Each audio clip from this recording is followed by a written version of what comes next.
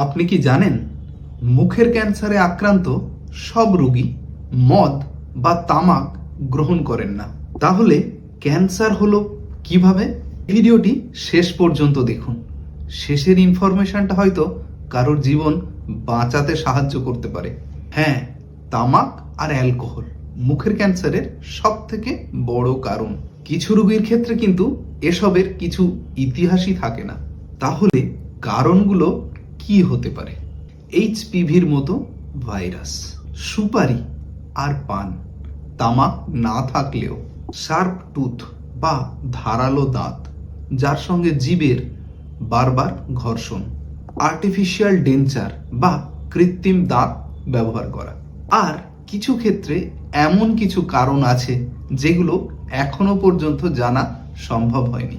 তাই শুধু এতটুকু ভেবে নিশ্চিন্ত হবেন না, আমি তো তামাক খাই না, আমার কিছু হবে না। যদি মুখে 2 সপ্তাহের বেশি কোনো ঘা যা সারছে না, অবশ্যই মুখের পরীক্ষা করান। কারণ মুখের ক্যান্সার যত তাড়াতাড়ি ধরা পড়ে, সুস্থ হওয়ার সম্ভাবনা ততোধিক বেশি।